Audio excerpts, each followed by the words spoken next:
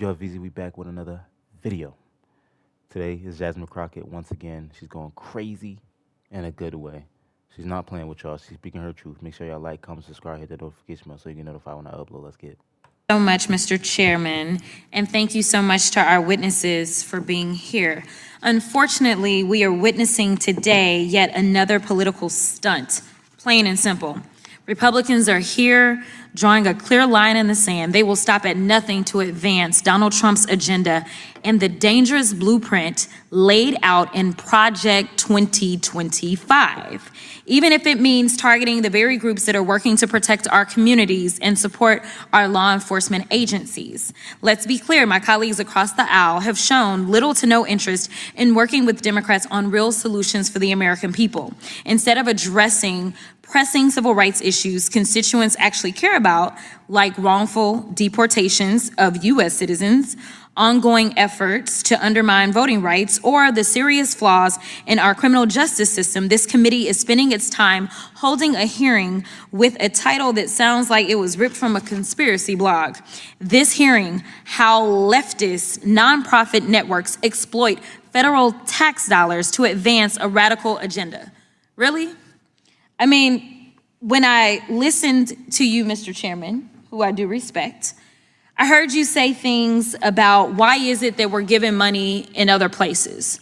And I want to make sure that I answer that question, because to put America first looks like we are going to keep American citizens safe. There is a such thing as soft power, and that is exactly what we were trying to do when we engaged in things such as USAID. When you start to talk about whether or not Sesame Street or anything else that's on NPR or PBS ends up in other places, this is so that there is not this warped thought process about the Western world or about the United States. We're talking about making sure that we don't end up allowing people to be radicalized against us because they have a terrible vision of us, because they may be in a government that actually puts out bad, terrible propaganda about us. So for pennies on the dollar, we are able to educate those around the world on who we really are in America and keep Americans safe. Soft power is real power, and it minimizes how much money we have to spend,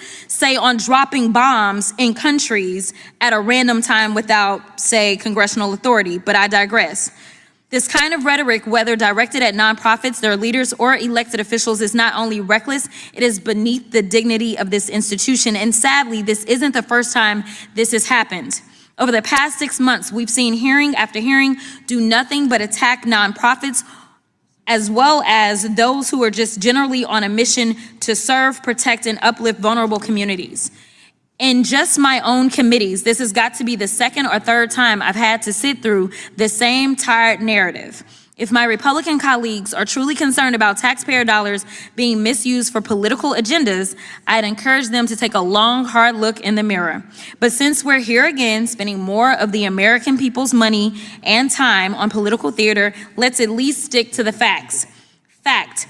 Under the Trump administration, the Department of Justice stripped hundreds of millions of dollars from the Office of Justice programs, money that funded essential community safety initiatives like victim services, gang prevention, and reentry support. Fact. Trump and Republicans slashed grants to organizations like the National Organization for Victim Assistance, which trains advocates who staff domestic violence shelters, hotlines, and rape crisis centers.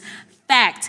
They cut over $10 million in funding to the National Policing Institute, a nonprofit helping rural police departments reduce violent crime. Fact. This week, Republicans are trying to gut PEPFAR, a life-saving program that partners with nonprofits around the world and has saved more than 26 million lives. And let's not forget, many of these cuts were laid out in Project 2025, a radical far-right playbook drafted by hyper-conservative nonprofits for the express purpose of dismantling the very government institutions and systems that serve the public good. Ironically, we even have one of the authors of Project 2025 here with us today. So let's not pretend this is about nonprofit accountability, because if it were, this committee would also be investigating the Conservative Partnership Institute, which has pushed anti-immigrant, anti-LGBTQ+, and anti-vaccine propaganda and hosted efforts to challenge the 2020 election. Mind you, as we have these organizations that are pushing anti-vaccine propaganda, we know that measles has reached a 30-year high when measles had actually been over and done with. But now that we don't believe in vaccines, now children are our targets, unfortunately, and yes, they are dying. The new center. That hurts my soul. And this is why I have no children right now. This is why I'm kidless.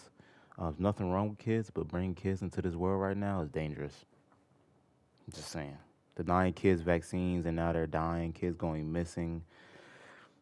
I don't know, y'all.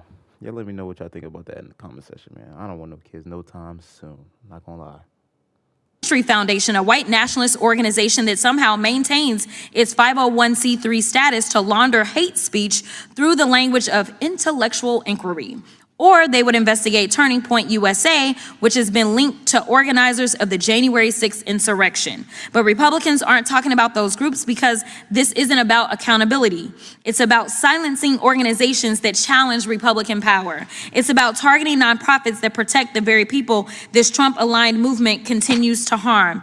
These organizations are defending victims of unlawful actions. They're helping to combat global pandemics. They're supporting police departments when this very committee won't. They're working to build safer, healthier communities while Trump and his allies defund them to hand out tax breaks to billionaires. And maybe that's the real threat here. They're effective. They get people off the streets, out of prison, and into opportunity. They educate people about injustice, and that apparently scares some folks more than any so-called radical agenda. Because the only thing truly radical about these nonprofits is their belief that human beings deserve dignity, opportunity, and equal protection under the law. Values my Republican colleagues seem to have forgotten, along with love thy neighbor. So instead of demonizing the groups trying to do right by our communities, maybe we should be asking how to support them, how to ensure taxpayer dollars reach the people who need them most, because this hearing should be about public safety, not political vendettas. Until that happens, these hearings are doing more harm than good. Thank you, Mr. Chairman, and I yield back. I got it, Miss Jasmine Crockett doing what she do best and standing her ground and letting y'all know what's going on in this country. I love watching videos of her, man. I'm never gonna stop watching videos of her, no matter what y'all think on this channel, no matter what anybody thinks, because I just love what she speaks. I love how she speaks up. And like I said, I'm not having no children no time soon because, yeah, it's a crazy world we live in, man. Crazy, crazy world we live in. Let's make sure I'm at 8 minutes, and I am at 8 minutes. But yeah, y'all let me know down in the comment section what y'all think. What y'all think about this, please. I'm glad she's exposing this whole entire government trying to protect the police. God protect her all you can, because they hate people that speaks their truth, um, speaks the truth in general. Video, make sure y'all like, comment, subscribe. I love y'all, and I'll see y'all in the next one. Peace.